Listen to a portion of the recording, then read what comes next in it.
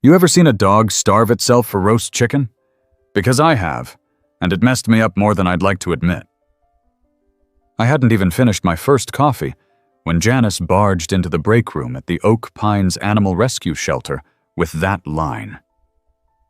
She was still wearing her muddy boots and the same flannel shirt from yesterday. We all knew what that meant. Another stray. Another mystery. Another story. "What's the dog like?" I asked, already rising from the folding chair. It wasn't just curiosity. There was something in her voice, a tension that didn't belong in a building filled with old dog toys and donated kibble. "Thin as a twig and refusing everything," she said, grabbing a clean towel from the bin. "Not even the good stuff? I tried leftover roast chicken from last night, wouldn't touch it." Now that was odd. We'd had picky dogs before, sure, but chicken? Most of them would sell their souls for a drumstick. "Kennel 6? I asked. She nodded. "Hasn't barked once, just sits there, staring like he's waiting for something else. Or someone." I followed her down the hallway past the other kennels. Dogs barked, tails thumped, a few paws scratched at the gates, but Kennel 6 was quiet. Still. And there he was. He looked like a mutt you'd find in an old storybook. Big brown eyes, thick coat somewhere between sand and russet, ears too big for his head. But he wasn't wagging, wasn't pacing. Just sitting. Head low, back legs curled up tight. A dog that didn't want to be here, but didn't have anywhere else to go either. "No tags," Janice said. "No microchip, just showed up outside the Wrenwood post office 3 days ago." "Has he eaten anything?" "One bite of a dry biscuit on day 1. That's it." I crouched slowly by the gate. His eyes flicked to me. Alert, but not hostile. Sad, maybe. Curious. I held out a piece of the same roast chicken Janice had tried. His nose twitched. He sniffed, then turned his head away. "Okay," I murmured. "Not the chicken." "Got it." We named him Oliver. That first day, we all took turns trying different foods. Boiled rice, turkey slices, scrambled eggs, peanut butter. Nothing. I even bought a rotisserie chicken from the grocery store and sat by his kennel for an hour, letting the smell fill the room. He didn't so much as look at it. But he wasn't sick, that was the strangest part. Dr. Warren, our vet, ran every test in the book. Blood work, parasites, liver panels. Clean bill of health. No vomiting, no diarrhea, no fever. Just complete refusal to eat. "It's like he's waiting for something familiar," Warren finally said, flipping through Oliver's chart one more time. "Or someone." So we waited too. Flyers went up. Posts were shared online. I even asked the local radio station to mention him during the morning drive segment. A beautiful, quiet dog found in Wrenwood. But no one called. No one came. Each day that passed, Oliver got thinner. He didn't seem weak, just smaller. Folded into himself like he was trying to disappear. By the end of the first week, I couldn't take it anymore. I stayed late, long after the other volunteers had gone home. I sat by his kennel again, this time with a notepad. "Okay, Oliver," I said softly, flipping to a clean page. "Let's figure you out." I made a list of everything he'd been offered, then another of everything he refused. Then I wrote down what he did respond to. Not food, but smells. Sounds. He perked up a little when he heard classical music from Janice's playlist. And when I brought in my old flannel that smelled like my golden retriever back home, he sniffed it for almost 5 minutes. "You like dogs," I said, watching his nose move. "Maybe you had one, or lived with one." That gave me an idea.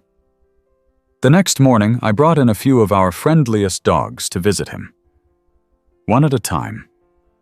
Toby, a black lab mix, tried to lick his nose through the bars.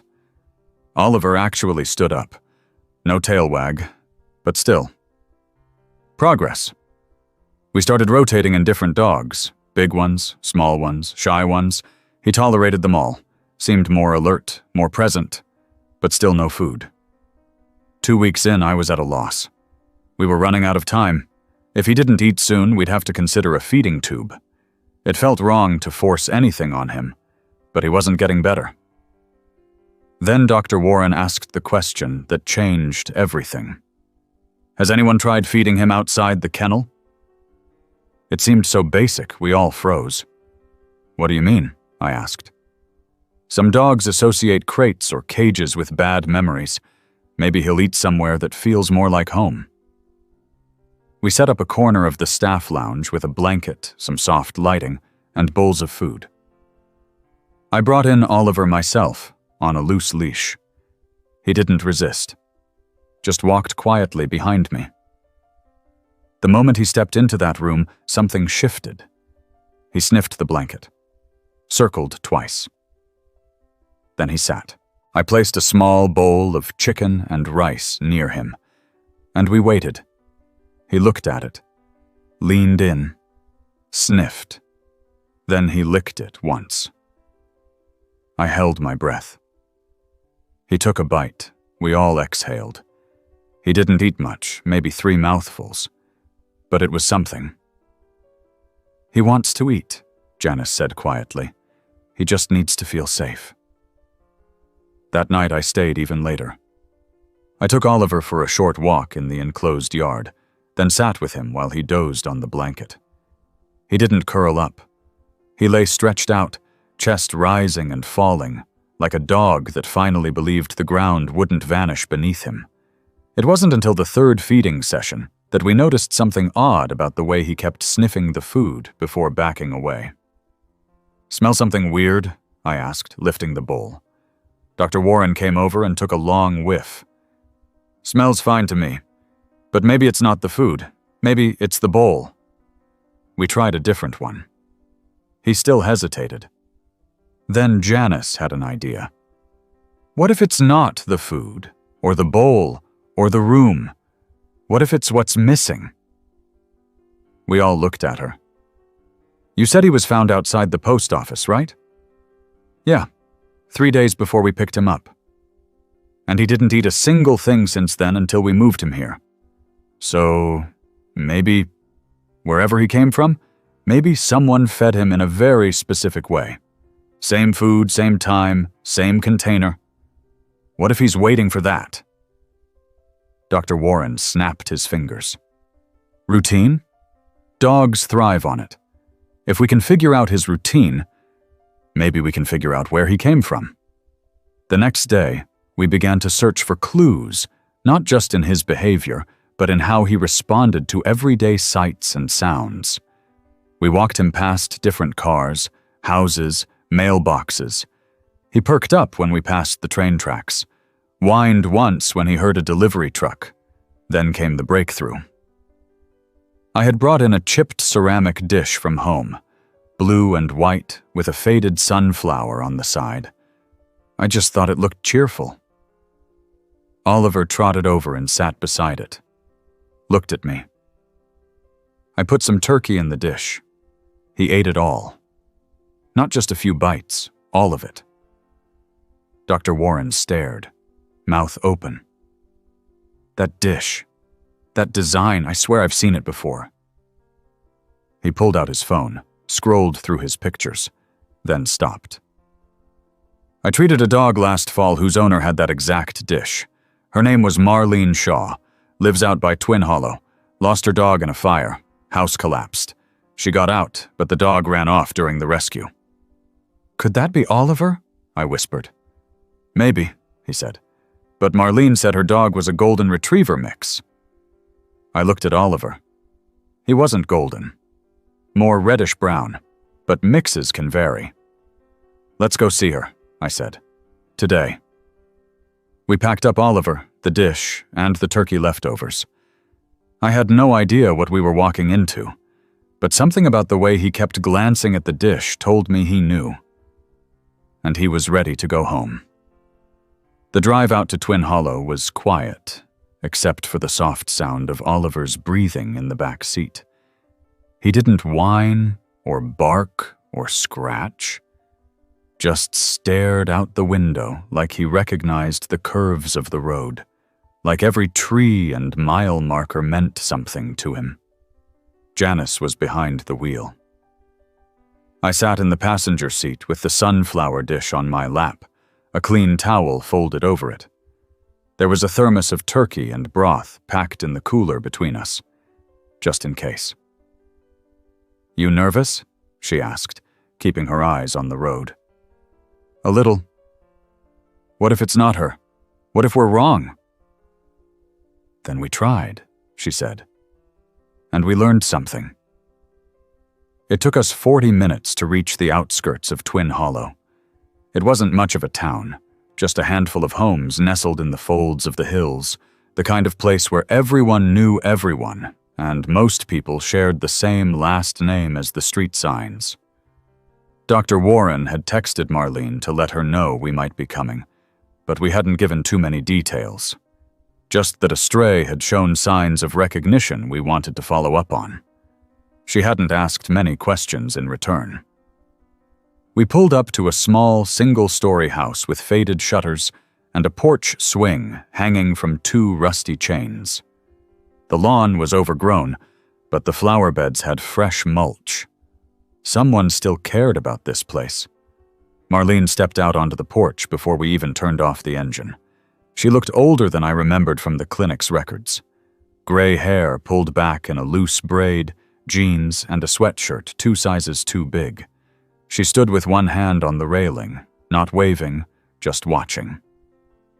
I opened the back door. Oliver didn't move at first. Then he stretched slowly, hopped out, and stood beside me. Tail still, eyes forward. He didn't bolt toward her, didn't whimper, just waited. I unhooked the leash. "Okay, boy, go on." He took 3 steps forward, stopped. Then, as if something inside him clicked into place, he walked slowly toward the porch. Marlene didn't speak. She knelt at the top of the steps, hands trembling. Oliver reached the bottom step and paused. Then he climbed up 1 step at a time and sat in front of her. She reached out a hand. He sniffed it, leaned in, then he pressed his head against her chest. Marlene gasped, her arms wrapped around him, and her knees gave out as she collapsed to the porch, sobbing into his fur. Janice whispered, "It's him." I nodded, throat tight. We gave them a moment, maybe 10, maybe 20. Time didn't seem to matter. Eventually, Marlene looked up. "His name's Jasper. He was with me for 8 years.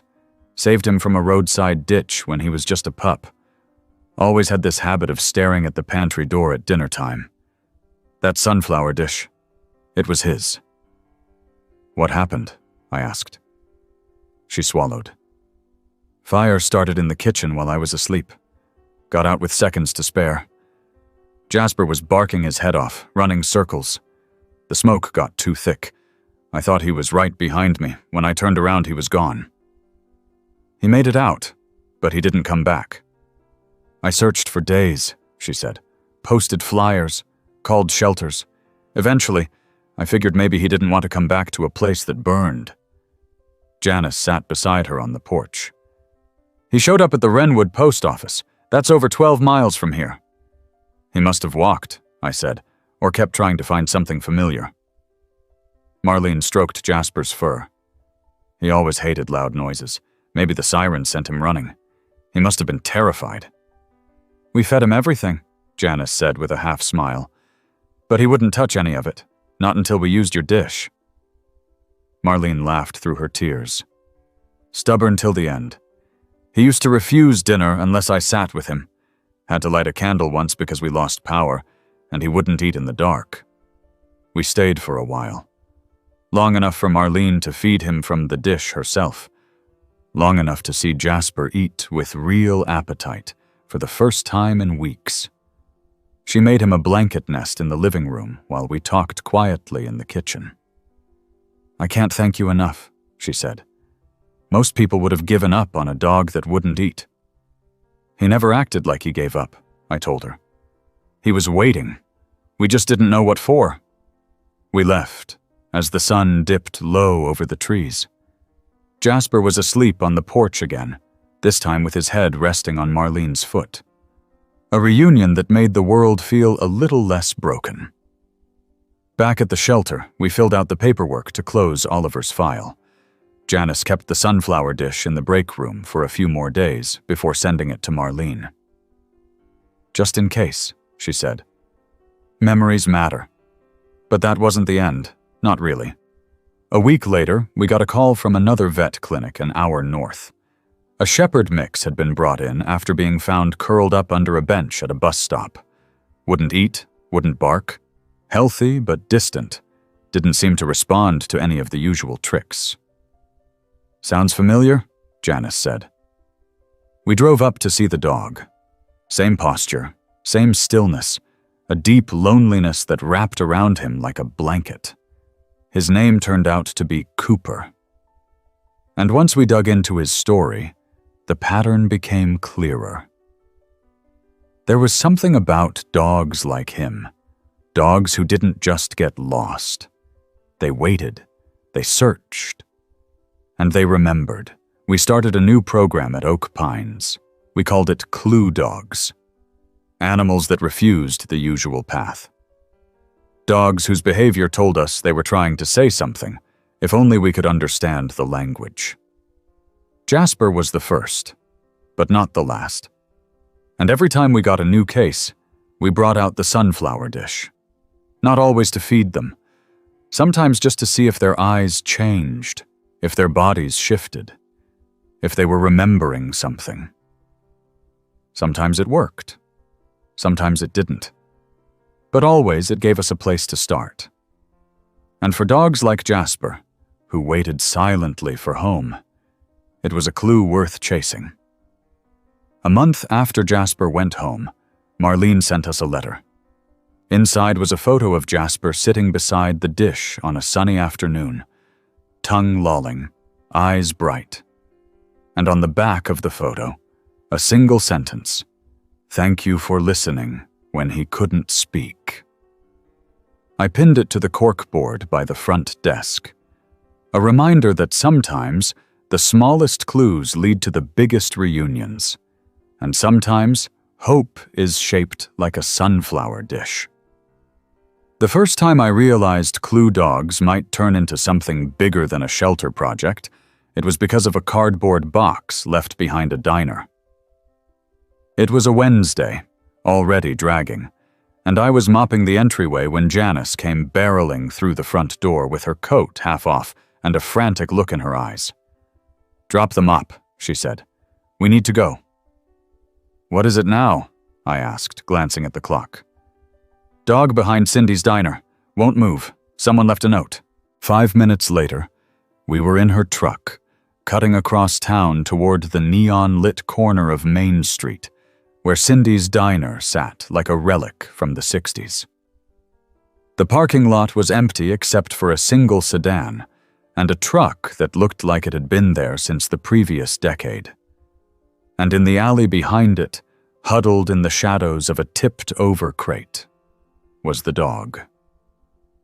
She was small, maybe a terrier mix, curled so tightly her head was nearly tucked beneath her back legs. Her coat was gray and tan with patches of lighter fur that hinted at a recent bath, though she was shivering despite the mild air. Beside her sat an old takeout container and a folded-up note, weighed down with a rock. Janice approached first. She crouched, murmured something soft, and extended a gloved hand. The dog flinched, but didn't run. She didn't growl either, just stared at the ground. "She's scared," Janice said. "She hurt?" "Not visibly. No limping, No blood. I picked up the note. It was written in all caps on lined paper. No time. Her name is Sugar. She's good. She won't eat without him. I read it twice, then looked at the dog again. Without who? We brought Sugar back to Oak Pines wrapped in a blanket from the truck. She didn't resist, just sank into the towel-lined crate and went silent again. By morning, it was clear this wasn't a typical case. She wouldn't touch food, not even the rotisserie chicken.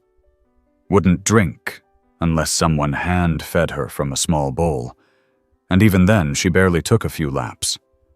Her chart filled quickly. Healthy. No parasites. No fever. Her weight was low but manageable. The problem wasn't physical, it was something else. We tried routine, brought in other dogs, turned on music, gave her walks in the courtyard. Nothing made a difference. I sat with her on the third night, watching her blink slowly in the soft light.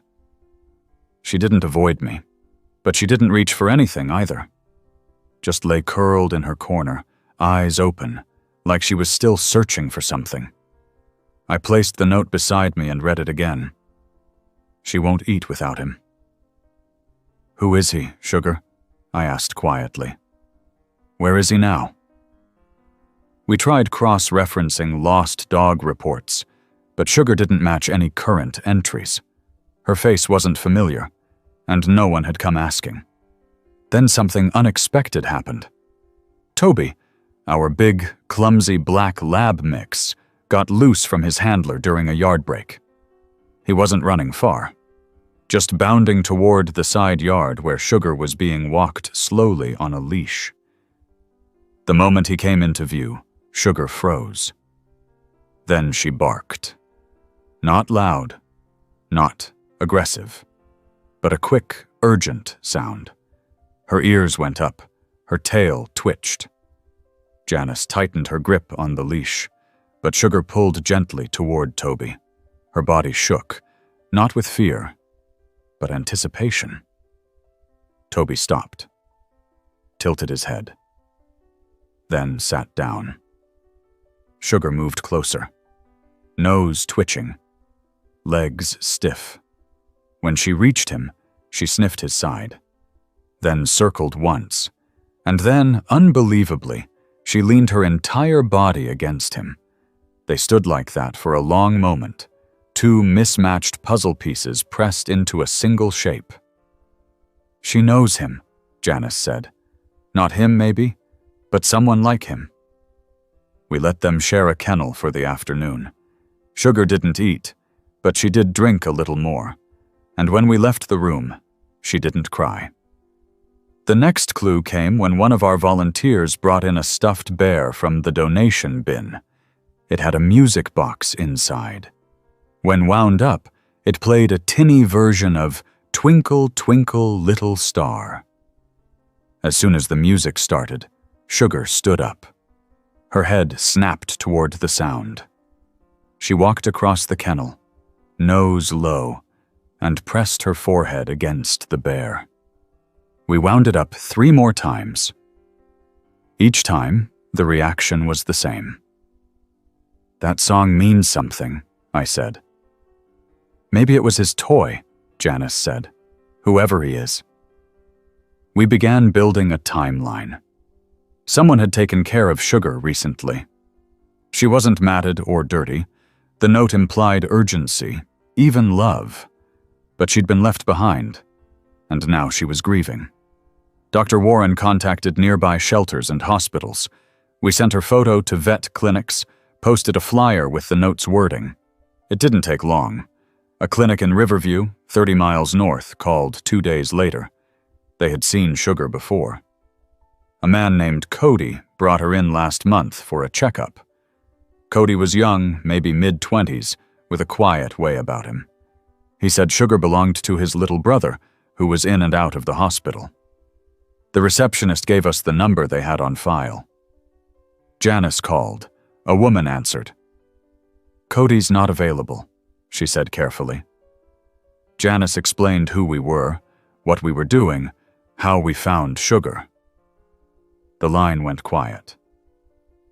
"I'm his mother," the voice said finally. "Cody passed away a week ago. Car accident." Janice closed her eyes.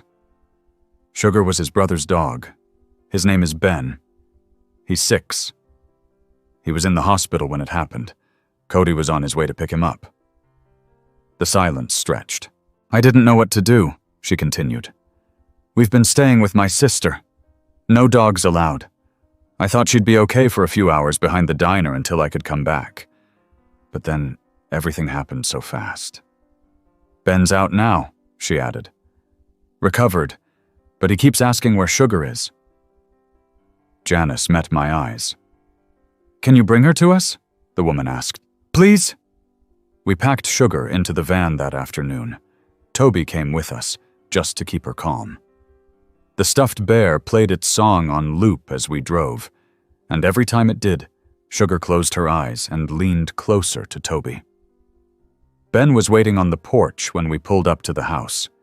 He was tiny, pale, holding a worn picture frame with a photo of Cody and Sugar together. He dropped it the moment the door opened. "Sugar!" She bounded forward, faster than we'd seen her move since the day we found her. He knelt down and opened his arms. She barreled into him, licking his face, tail going a mile a minute. His mother sobbed from the doorway. Toby wagged his tail and plopped beside the porch. He looked satisfied. We didn't stay long. Just long enough to explain what Sugar had been through, to pass on her records, and to leave behind the bear. "You're welcome to visit," the mother said, voice thick with emotion. "Ben would love to show you his drawings." The moment we got back to Oak Pines, Janice looked at me. "We need to do more of this." "You mean chasing lost dogs through half the state?" "No," she said, eyes firm. "I mean listening to them, learning from what they don't do. They're trying to tell us something, and it's up to us to listen." We added another bulletin board beside the front desk. On it, we pinned the note we found with Sugar, along with the first photo Ben sent us. Him curled up in a blanket fort with Sugar beside him, the stuffed bear between them. Underneath, Janice wrote, "She wouldn't eat without him. Now she doesn't have to." People started to notice. First local shelters, then the county papers. A dog trainer from Nebraska sent us a box of donated toys and bowls, labeled with descriptions like, "Used during recovery," or "Favorite of an anxious pup." A retired vet mailed us a list of behavioral patterns she'd cataloged over 30 years. Clue dogs grew. Not because we had the biggest shelter or the most resources, but because we were willing to ask, why not? Every time a dog didn't follow the expected path. Every time they refused the food. Every time they sat by the door instead of playing with toys. We listened. And sometimes, listening led them home. The first snow of the season came early that year, coating Oak Pines in a soft white hush that made the whole world seem slower, quieter, more delicate. It was the kind of snow that clung to branches and rooftops like powdered sugar and made even the ugliest fences look like something out of a holiday postcard. Inside the shelter, we had more than blankets and canned pumpkin on our minds. We had a new arrival, and unlike the others, this one came with a suitcase. Not a real suitcase, of course, but that's what we started calling the small bundle of items left with him. A weathered red collar, a flannel bandana, and a faded Polaroid photo of the dog standing in front of a hardware store with a white bearded man whose eyes crinkled in the corners like he smiled often. On the back of the photo were 4 words in loopy, unsure handwriting. "His name is Buster." We found Buster on a Thursday morning, tied gently to the railing outside the shelter. There was no note besides the photo. No crate. No bag of food. Just the collar, the bandana, and the picture, folded neatly inside the bandana, like someone had taken great care not to lose it. He was a hound mix, short fur, broad ears, and a face that looked like it had spent years catching sunrises. His tail wagged once when we approached, but quickly dropped again. He didn't bark, didn't whimper, just stood there waiting, as if he understood this was a stop along the way, not a destination. Buster refused food from the start. We tried kibble, wet food, beef stew, chicken broth, scrambled eggs, even sardines. He sniffed each offering, then turned his head away with a soft exhale, like he was tired of trying. But he wasn't sick. His vitals were fine, teeth in good shape, coat clean and soft. He was older, maybe 9 or 10, but alert. No limping, no visible injury. He did something none of the others had, though. He watched the front door. Every morning when we unlocked it, every time someone came in, Buster stood and stared like he expected someone specific to walk through. We started noting it on the chart. Morning watch, afternoon check, late day glance. Janice was the one who taped the photo to his kennel door. She stared at the bearded man for a long time before finally saying, "That smile? That's someone who loved this dog." We believed it. You could see it in the way Buster sat patiently by the food bowl each morning, even though he wouldn't eat. Like he was waiting for someone else to say it was okay. Someone else to take the first bite. "He's loyal," I said to Dr. Warren during one of our late rounds. "But it's not just that. He's following rules no one else knows." Dr. Warren tapped his pen on the clipboard. "Maybe he was a shop dog. Maybe the hardware store had routines." "You think that place is nearby?" He shrugged. "Could be. Could have been years ago, or last week. Could have been across state lines. We don't know." We scanned the photo for clues. The storefront had a partial sign above the window. All we could make out was "End Sun" in white paint on wood. There was a banner for a community barbecue pinned to the awning behind them, dated 2 summers ago. The location line had faded, just leaving the words, "Come hungry." We made copies and emailed them to every small-town hardware store within a 2-hour radius. Some responded. None recognized Buster or the man in the photo. Still, we watched. Buster had a habit of pacing in specific patterns. He circled his kennel twice, stopped at the corner, then returned to the center. When placed in the play yard, he walked a straight line from the gate to the far corner, sat, waited 30 seconds, and walked back. Routine. We brought in different scents. Wood shavings, motor oil, garden soil. The motor oil made him sit, not excitedly, but calmly, like he was used to it. We started calling him the foreman. A joke, maybe, but it stuck. A week passed. Then 2. Then the call came. It was from a woman named Linda. She ran a vintage furniture shop in McAlpin, 2 counties over. Her husband used to own a small hardware store, McAlpin and Son, before he passed 3 years ago. Their son Henry had tried to keep it running but had a stroke last winter. The store closed not long after. They'd had a dog. A good one. A hound mix named Buster. "But I thought he was gone," Linda said. "We gave him to a friend out in Clarion when we moved Henry into assisted care. We couldn't take pets." "And the friend?" I asked. "He passed away 2 months ago. His family was supposed to find homes for the animals. I guess Buster didn't make the cut." I looked over at Janice, who was already pulling up maps. Clarion was only 40 miles from Oak Pines. Close enough. "I can come get him," Linda said. "Or, better yet, let me ask Henry. He's regained some mobility. Maybe seeing Buster would do him some good. We waited 3 days. Linda and Henry arrived on a cold Saturday morning, pulling into the lot in an old pickup that looked like it hadn't been used in months. Henry stepped out slowly, walking with a cane and the kind of caution that comes from too many days indoors. Buster saw him from across the parking lot. No bark, no tail wag, just stillness, the kind that settles into your bones. Henry looked up. His eyes locked onto the dogs, and Buster began to walk. Not fast, but with purpose.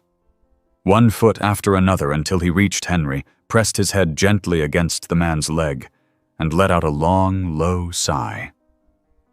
Henry dropped the cane. He knelt, slowly, awkwardly, and wrapped his arms around Buster's neck. Linda cried openly behind us. Janice put a hand on my shoulder. "That's why he didn't eat," I said quietly. "He didn't lose his appetite. He was just waiting for permission."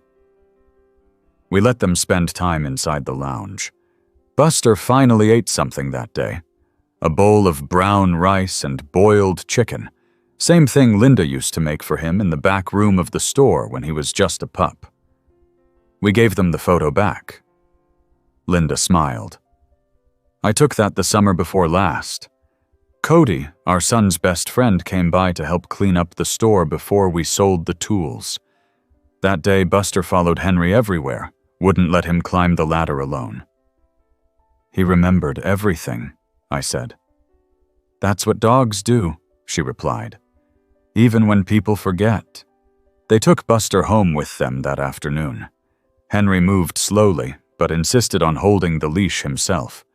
The last thing we saw before the truck turned out of the lot was Buster's head sticking out the passenger window, ears flapping in the breeze. Back at the shelter, I updated the Clue Dogs board with Buster's photo. Underneath it, I wrote, "He waited by the door until the right one opened." We kept getting calls. Dogs who wouldn't eat. Dogs who sat by windows. Dogs who paced in patterns no one understood. Each one brought a new layer to the project. A dachshund who slept only when wrapped in a red sweatshirt. A border collie who barked every time a train passed. A mastiff who refused to step onto tile floors but walked proudly on concrete. Not every story had a tidy ending. Some clues led nowhere. Some dogs never gave up their secrets. But some did. And every time they did, it changed us. We learned to look at silence as information. We learned to treat routines as roadmaps. And we learned that love, even when lost, leaves behind a trail. That winter, the shelter stayed full, but so did our hearts. Because for every bowl left untouched, for every door watched, for every whimper that didn't match a wound, we found something else. A clue. A beginning. And a reason to believe that sometimes the dog isn't just waiting for food. He's waiting for home. And we were going to help him find it. The first time we met the dog, we would come to call Maple. She was standing in the middle of the road, not moving, not barking, just standing, like a statue carved out of sunlight and silence. It was early spring, the kind where the air still held a winter chill in the shade, and everything felt damp, even under a cloudless sky. I had just left the shelter to pick up donated supplies from a local feed store when I saw her up ahead, motionless at the bend where Pinecrest Road meets Route 18. I slowed the van and stopped. She didn't flinch, didn't glance at the tires, didn't try to run. She just stared into the distance. I got out slowly, one hand raised in caution. She was beautiful. Reddish golden fur, soft and thick like she'd recently been groomed. Not matted, not starved, just still. I called softly. She blinked, looked at me once, and then turned her gaze back to the road. It took me 30 minutes to coax her to the side. I used bits of turkey jerky from my glove compartment and eventually managed to loop a leash around her neck. She didn't resist, but she didn't follow either. She walked beside me like she was doing it out of politeness, not interest. At the shelter, Janice met us with a warm towel and an expression that hovered somewhere between curiosity and concern. "Found her in the middle of the road?" "Standing like she was waiting for someone," I said. "Or something." We got her settled in Kennel 3. She let us bathe her, brush her, trim the little burrs from her tail. No signs of injury. Clean ears, healthy teeth. No chip, no collar, no tags. Nothing but the quiet refusal to eat. By day 2, we were already calling her Maple. It suited her.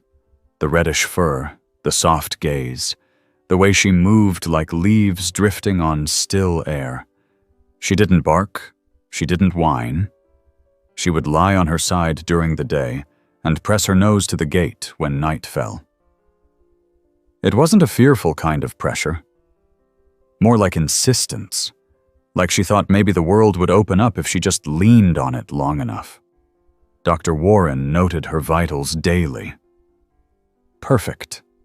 Weight slightly low, but not critical. No fever. No signs of trauma. She wasn't ill. She was withholding. We made the usual offers. Chicken, rice, gravy, kibble. Nothing. One afternoon I sat with her and read from an old paperback just to see if she'd react to the sound of someone talking. She blinked a few times and then settled her chin on her paws. That night, something odd happened. Janice came in early the next morning looking groggy and holding a small, outdated voice recorder. It was a cheap thing, barely louder than a whisper, but she placed it near Maple's kennel and pressed play. "Where did you get that?" I asked. "Donation box," she said. "I was sorting stuff after close. Thought it was broken, but it still had a recording." I crouched beside her. "What's on it?" She hit play again. A man's voice came through, soft and slow. "Good girl, Maple. Sit, stay. That's it. We'll get home soon. Just one more walk, okay?" Maple's head shot up. Her ears twitched. Then she stood and walked to the recorder. We sat in stunned silence. Janice played it again. Maple didn't wag her tail, but she did lean down and nudge the recorder with her nose. When the voice ended, she lay down beside it. "She knows him," Janice said, "which means this recorder belonged to her old owner." We opened the back of the device. Inside it was a sticker with a phone number, mostly faded but barely readable, with the right light. Janice grabbed a magnifying glass. Together, we pieced it together. I called that number the next morning. It rang 7 times before someone picked up. "Hello?" A man's voice, rough, older. "Hi," I said carefully. "I'm calling from the Oak Pines Animal Rescue Shelter.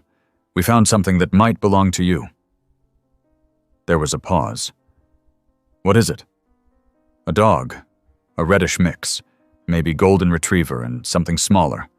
Female. She was found standing on Route 18. The line went quiet.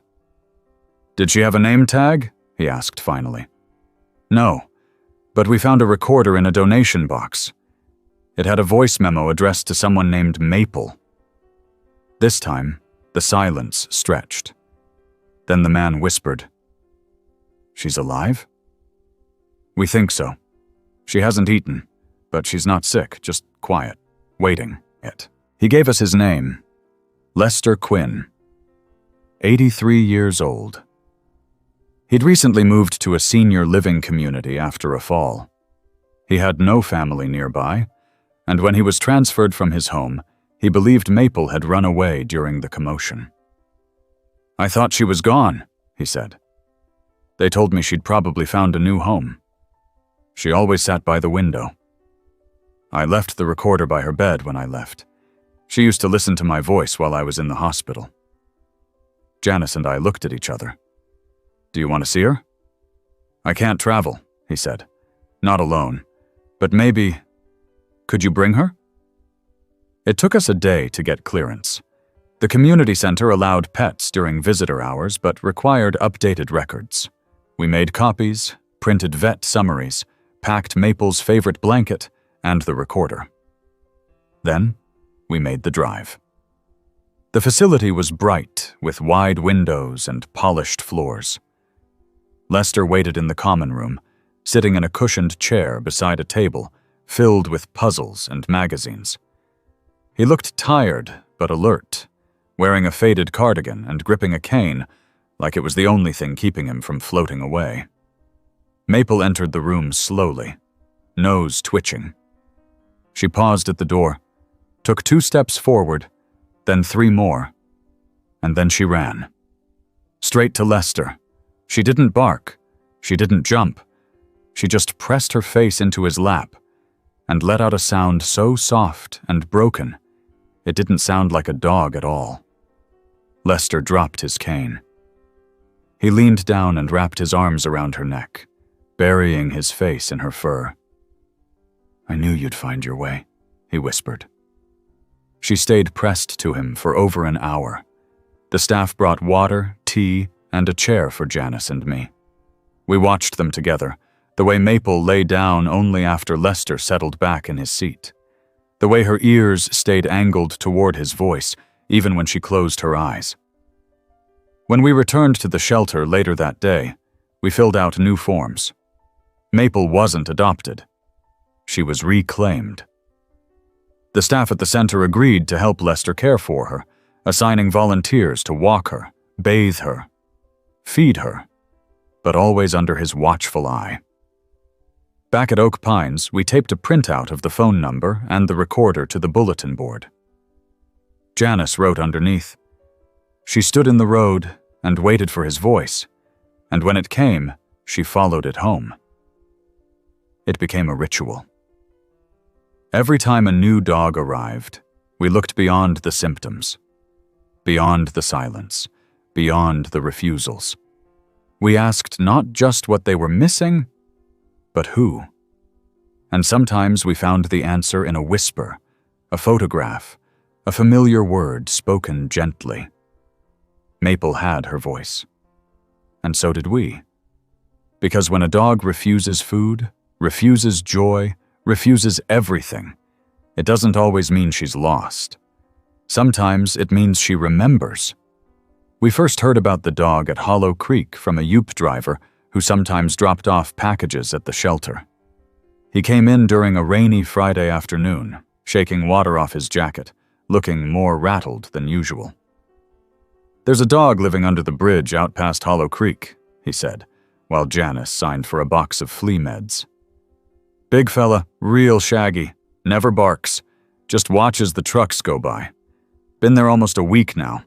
Doesn't move for food, doesn't chase squirrels, nothing. I glanced up from the inventory sheet. You try to get close? Tried, he said, pulling off his cap. Got about 10 feet away. He just stared at me like I wasn't even there. Didn't flinch, didn't growl, just sat in the rain like he was expecting something. We'd heard this kind of story before. That look, that posture, a dog that wasn't just lost, but waiting. By the time we packed the van with towels, a crate, and a thermos of broth. The sun had already started dipping behind the hills. The rain had tapered into a fine mist that turned everything gray and still. Hollow Creek wasn't far, but the bridge he mentioned was narrow and rarely used, mostly serving as a shortcut between farms. We parked just before the guardrails and stepped out slowly. The only sound was water rushing under the bridge and our own boots sinking slightly in the mud. And then we saw him. He was enormous. A shaggy shepherd mix with deep brown eyes and fur the color of burnt straw. He was soaked, sitting beneath the bridge arch with one paw tucked under his chest and his chin resting low to the ground. A plastic bottle and a rusted soda can sat nearby.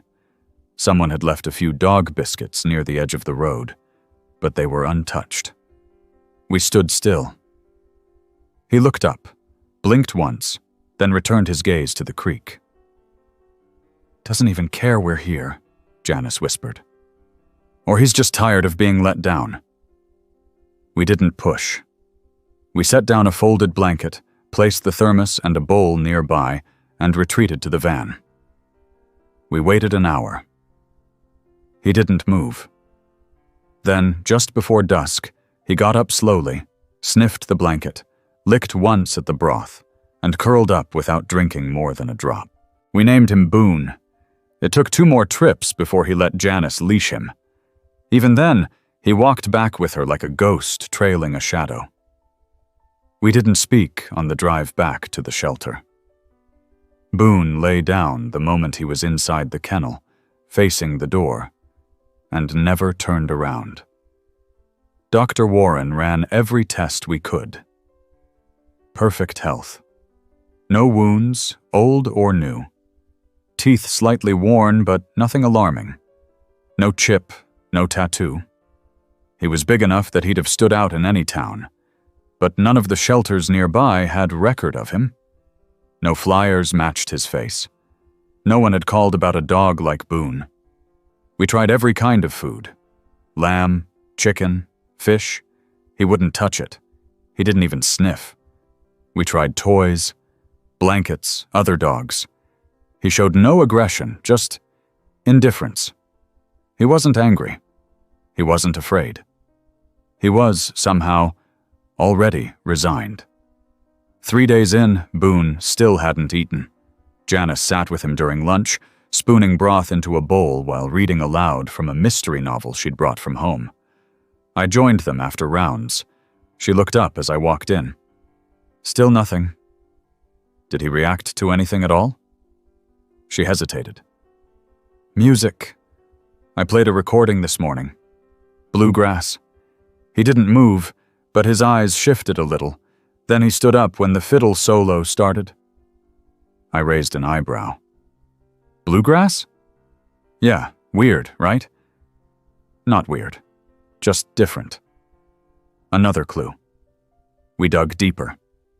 We asked local radio stations if any had been playing bluegrass consistently around Hollow Creek. One responded. An independent station that played Appalachian folk and old-time music every evening between 5 and 6.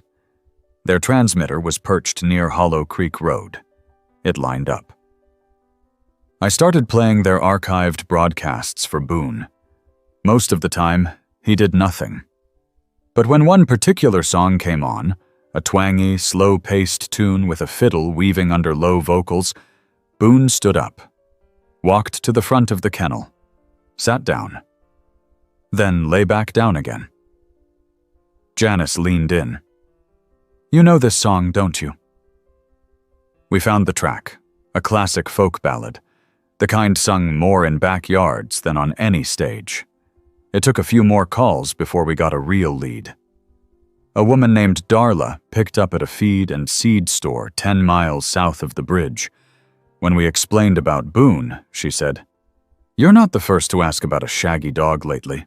There's an old guy, Hank, used to come in with one just like that. Would sit outside the shop while Hank played fiddle on the bench. That dog never barked, just sat by his case. We hadn't seen them for weeks. We figured they moved on. Do you know where Hank lived? Out by the river, in a trailer, I think. But it burned last month. Total loss. Nobody found a body, though. Folks think he might have wandered off. He didn't have much. Just that dog and the fiddle. We drove there the next morning. The trailer was just ash and warped metal, the skeleton of a life charred and silent. But the area surrounding it was still wild and green. There was a bench beneath a cottonwood tree, half burned but intact. And beside it, buried beneath leaves, was an old fiddle case. Empty. scorched on one side. Boon sniffed it, sat beside it. Then, for the first time, he howled. It wasn't loud, it wasn't long, but it echoed off the trees like it had been waiting to be let out. We brought the case back with us. At the shelter, we placed it inside Boon's kennel. That night he ate. Not much, just a few mouthfuls of rice and beef stew. But he ate. Then he lay down with one paw touching the fiddle case. We searched for Hank, called every hospital, every shelter, every public record office. Nothing. It was like he vanished in the smoke. But Boon didn't stop watching the door, and we didn't stop trying. A week later, a traveling nurse saw our flyer and called. Said she recognized Boon from the clinic she volunteered at in the next county. She'd seen him 2 months earlier, sitting outside a waiting room window while a man inside played old songs on a fiddle for patients. The man called the dog Gus, she thought. Or maybe Goose. We added both names to our call list, asked around again. Then a fireman from the Hollow Creek department sent us a message. A report of a trailer fire where a dog was seen running toward the bridge. A fiddle was recovered, but too damaged to play. Boon had made it out. Hank hadn't. There was no next of kin, no address, no savings. But Hank had left one thing behind. Boon. And Boon had left one clue behind: the song.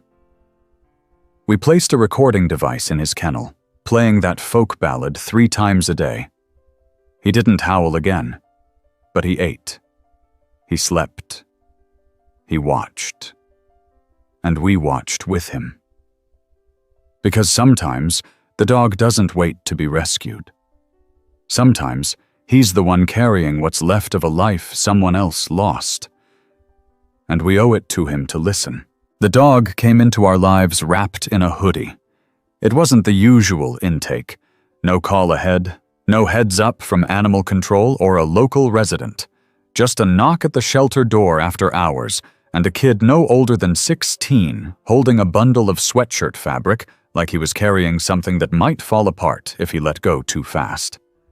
Janice opened the door. I stood behind her, half-packed from a long day, holding a box of clipboards. The kid looked exhausted. His jeans were soaked to the knee, one shoelace untied, and he had a red scrape down the side of his cheek like he'd slipped on gravel. "I found this dog," he said. Janice stepped aside. The kid walked in slowly and set the hoodie down on one of the benches in the lobby. It moved. A soft, trembling shape uncurled from the folds. The ears poked up first, then 2 wide brown eyes stared back at us, blinking slowly. "She won't eat anything," the boy said. "I tried beef jerky, chicken nuggets, fries, my mom's meatloaf, nothing." He wasn't from around here. His accent gave him away. Flat vowels, slightly southern, like he'd grown up in the edge of a Carolina town. "Where'd you find her?" I asked. "Back behind the bus depot," he said. "I was passing through. Got off for a break. She was just lying there next to a broken crate. I waited an hour, but no one came. We took her in gently. She didn't resist the leash, but she didn't walk either. Just shuffled behind Janice like she wasn't sure any of this was meant for her. Once we got her on the exam table, we saw the extent of it. Her ribs were showing, but not from malnutrition. It was more like she'd simply stopped trying to eat. Her fur was clean, but dull, her paws raw from walking on hard surfaces. We scanned for a chip, nothing, no collar, no tags. But she had a name. The boy gave us that. "She had a little tag on the crate," he said. "I saw it before it broke. Said Maggie. That's all it said." He didn't stick around, just left his hoodie with her and walked out into the night before we could get a phone number. We logged her as Maggie. Small shepherd collie mix. Female. Approximate age, 5. Condition, stable. but refusing food. Behavior? Passive, quiet, alert. By day 2, we noticed something peculiar. Maggie sat by the window. Not just in the morning. All day. She watched the buses go by on the far road. Every time a diesel engine roared past, she perked up. Ears straight, eyes forward, tail still. And then, just as quickly, the moment would pass. "She's looking for someone," Janice said. "She thinks one of those buses is bringing them back." We tried everything. Familiar food scents, worn clothing, music. Nothing sparked a response like the sound of a departing engine. Not just any engine, specifically the deep, rhythmic groan of diesel bus engines. We played back recordings on a speaker. School buses, semis, delivery vans. Only the city transport ones got her attention. Same low revers, same pattern. "She was on a long trip," I said one morning. Or someone was. Either way, she's tied to that sound. I made a list of all transport stations in the surrounding counties. Then we reached out to lost and found boards, posted photos of her alongside a screenshot of the broken crate. No bites. Meanwhile, Maggie wouldn't eat, wouldn't sleep near other dogs. But she still sat by the window. Rain or shine, she stayed there. It was the station manager at Larch County Bus Terminal who gave us the first lead. He called one afternoon while I was refilling the water dispensers. "You said her name's Maggie?" he asked. "That's what we think, yes." "Well," he said slowly, "there was a lady about 3 weeks ago. Middle-aged, glasses, short hair, traveling alone. She had a dog with her. Said it was a comfort animal. Wasn't in a proper carrier, just an old crate and leash. They got off here, waited half a day, and then the lady had a medical emergency. Paramedics took her, and no one could get close to the dog. The crate broke when she panicked and ran." "What happened to the woman?" "She passed. Stroke, never woke up." I gripped the phone. "And the dog?" "Gone before we could catch her. Vanished into the alley behind the station." Janice stood in the doorway, eyes wide. She'd heard the whole thing. "Where'd they come from?" I asked. "Ticket said Westbrook." Westbrook was nearly 300 miles away. We found the woman's name, Helen Marsh. She was listed as a retired librarian. No family on record except a brother in a long-term care facility. But there was one contact on her medical form. Her neighbor, listed under emergency contact. I called him that night. "I'm sorry to hear that," he said, his voice cracking. "Helen loved that dog. Called her Maggie May, after the Rod Stewart song. Said she got her during chemo. Took her everywhere. Had a fear of flying, so she only traveled by bus. Said it felt slower, more honest." "Did she have plans when she left town?" "She was going to visit her cousin in Blue Ridge. Said she wanted Maggie to see the mountains." He paused. "Did you find her?" "We did." "Is she okay?" "She hasn't eaten. She just waits by the window." He sighed. "That sounds like her. Maggie never took well to change." "Would you be willing to visit? Familiar voice might help." He hesitated. "I don't drive. Haven't in years." We arranged a ride. 2 days later, an old sedan pulled up to the shelter. Out stepped a man in his 60s with white hair, wire-rimmed glasses, and a cane. Maggie was in the lobby. He called her name once. "Maggie May." Her ears twitched. He said it again. "Maggie girl, it's okay now." She turned, took one step, then another, then she ran. She didn't jump or bark, just pressed her whole body against his leg and leaned until he had to catch himself on the doorframe. He laughed. Then he cried. We sat them in the visitor lounge for an hour. She still wouldn't eat. but she curled into his side and didn't move once. "I can't keep her," he said later. "I wish I could, but my landlord, no pets. But I'll visit, please, often." So we made a deal. Maggie would stay with a foster family nearby. The visits would be weekly. He brought Helen's old fleece jacket, which we folded into Maggie's bed. She curled up beside it that night and stayed there till morning. The sound of engines still made her look up, but slowly the window lost its pull. One day, she ate. Just a little. But she ate while he was there, humming the old Rod Stewart tune under his breath. And we added another card to the Clue Dogs board. A photo of Maggie, the broken crate, and the caption, "Some dogs wait for the bus. Others wait for what never made it off." And still, every new arrival we met, we asked the same question. Who are you waiting for? Because sometimes it's not a home they need. It's a voice, a song, a sound that says, yes, you were loved, and yes, it mattered. The call came in just after sunrise, before the coffee had brewed, and before the dogs had started their usual morning chorus. Janice answered, her voice still hoarse with sleep, and within 10 minutes she was pulling on boots and tossing keys my way. "Truck stop, dog," she said. "Refuses food, won't leave the bench near the lot." "Which truck stop?" "The old one outside Barrow Ridge.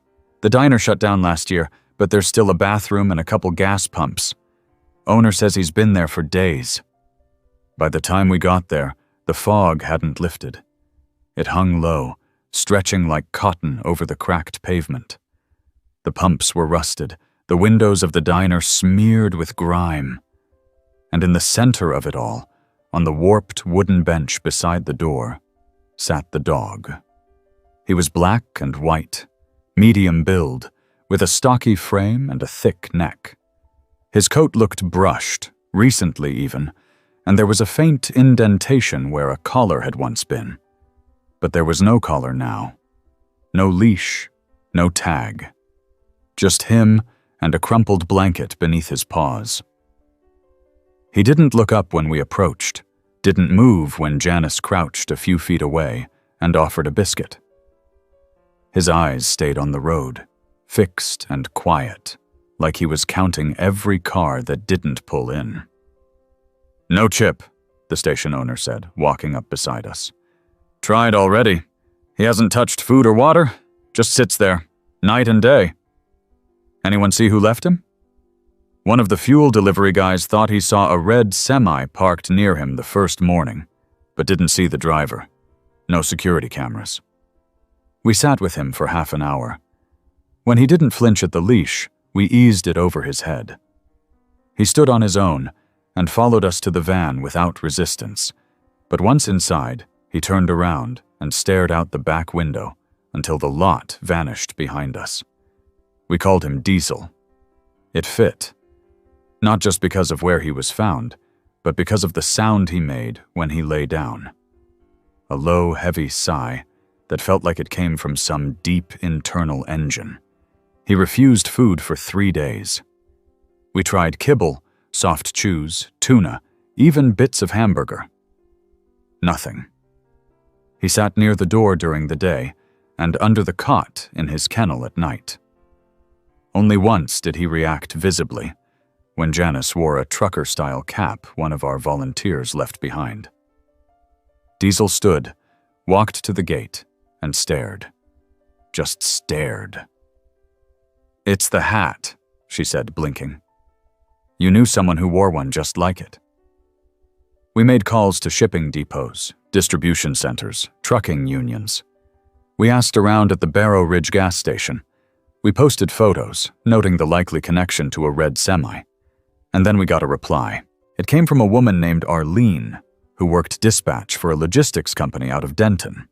She saw our flyer, recognized Diesel's photo, and forwarded a contact.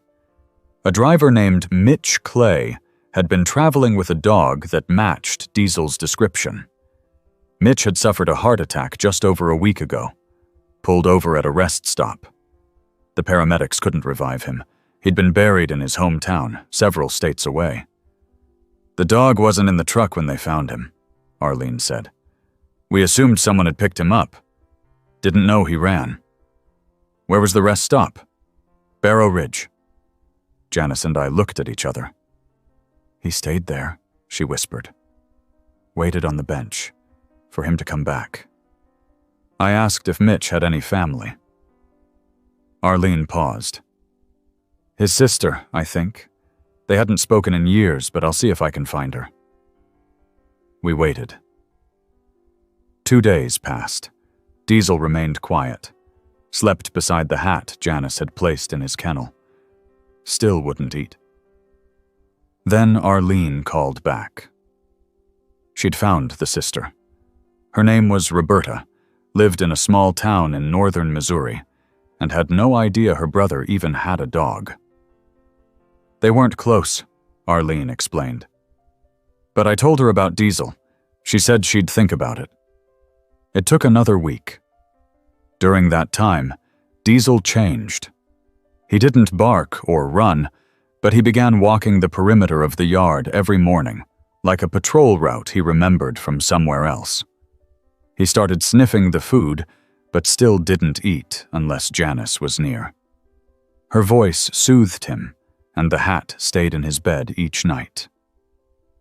Then Roberta called. I've been thinking, she said. I can't take him permanently, but I'd like to come meet him.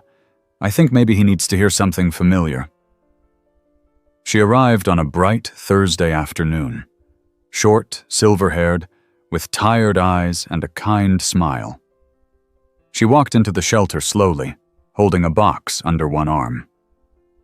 This was Mitch's, she said. I found it in the back of his closet. Figured the smell might help.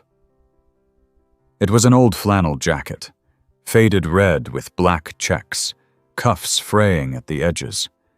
We let Diesel into the lounge. He sniffed the floor, then looked up and saw her. His body stiffened. He didn't run. He didn't sit. He walked forward slowly, nose low. One step. Another. Then he touched his nose to the box, and then to the jacket. Roberta sat down in the chair. You knew him, didn't you? He was all you had. Diesel pressed into her leg, just once, then lay down with the jacket between his paws. He didn't sleep, just rested. Roberta stayed for an hour.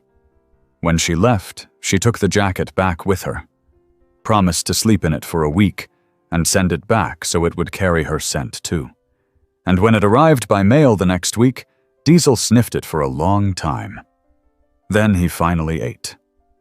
Roberta didn't take him home permanently, but she arranged for him to stay with one of Mitch's old friends, another long-haul driver, recently retired. He lived just outside of Denton, had a fenced yard, and said he owed Mitch more than one favor. We transported Diesel ourselves. He sat upright the whole ride, eyes fixed out the back window. When we arrived, the man greeted us with a low whistle. You really came back, huh? Mitch always said you were the best listener he ever met.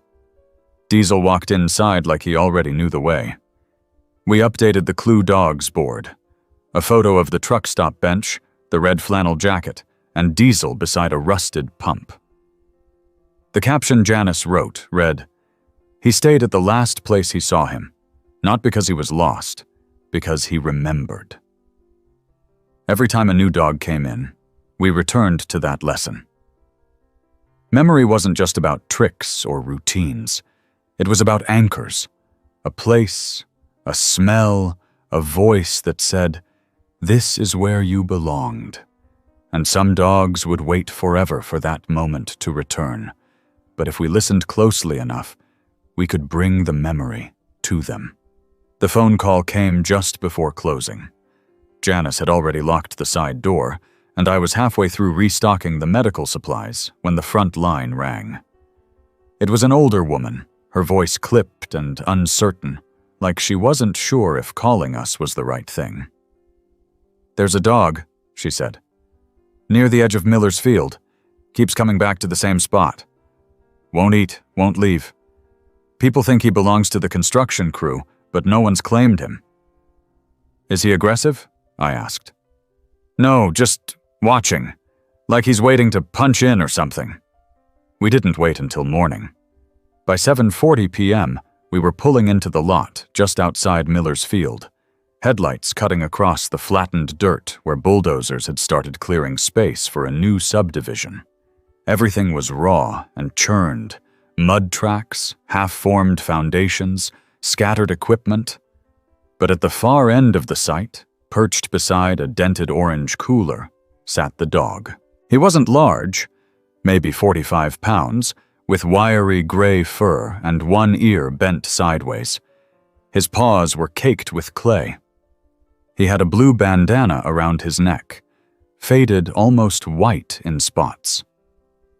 He didn't flinch when we approached, just tilted his head and kept his eyes on a row of orange safety cones near the west side. We coaxed him gently, offering water, bits of sausage, and eventually just silence. It took nearly 40 minutes before he rose and walked toward the van on his own, jumping into the crate without a single bark. "Construction dog," Janice said as we pulled away. "Probably wandered after his person didn't come back." The tag on his bandana was too rusted to read.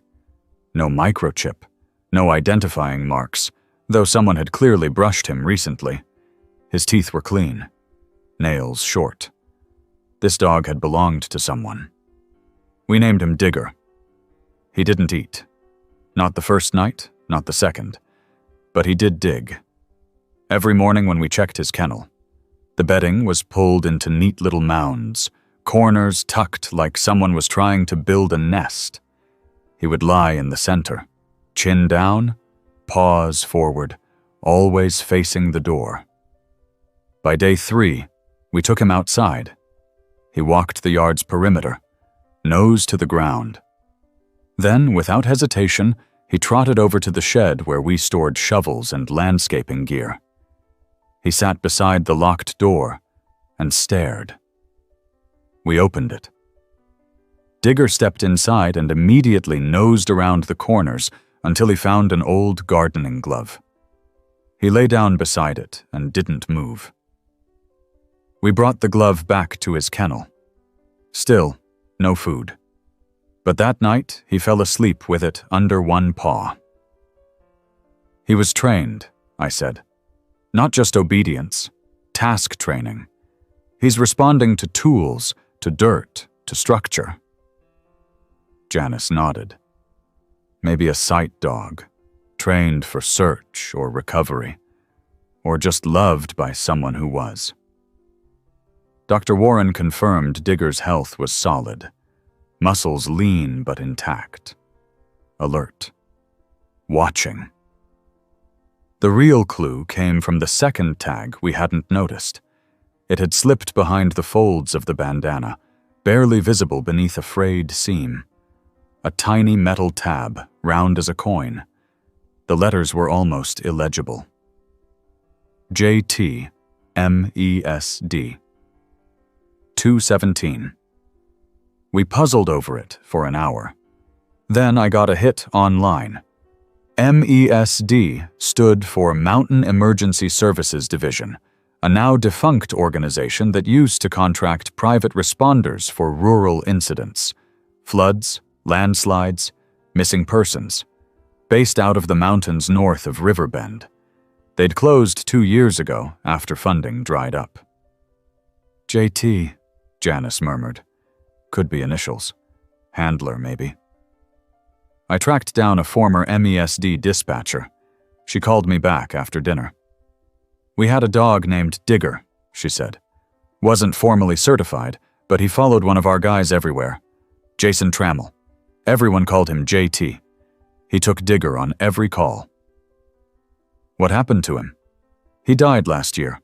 Rockslide during a response call.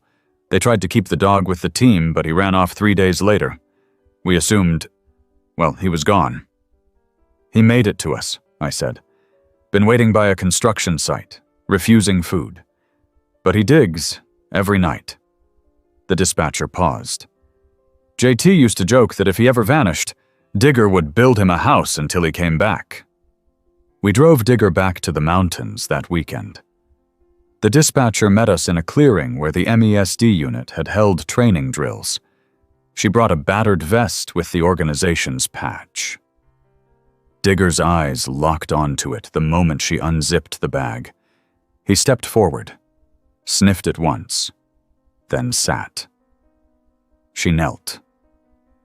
"Hey, buddy, you found them, didn't you? You brought yourself home." We placed the vest inside the van, beside a fresh bowl of stew.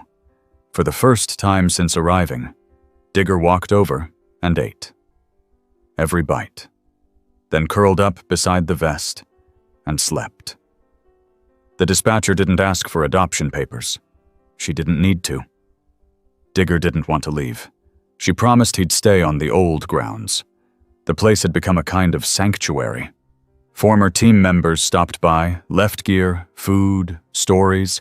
Now Digger would be the last watch. Back at Oak Pines, we taped his tag and a photo of the training field to the board.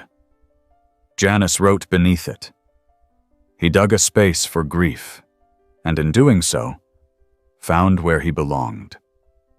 Clue Dogs officially closed its first year with 23 reunions, 5 long-term fosters, and too many almosts to count. We still get them. Dogs who don't eat, don't speak, don't trust. But now, we listen harder. Because sometimes, all a dog has left is silence. And sometimes that silence is a map. You just have to follow it long enough to find the person, or the place, that shaped it. And when you do, the door opens, and the dog walks through it home.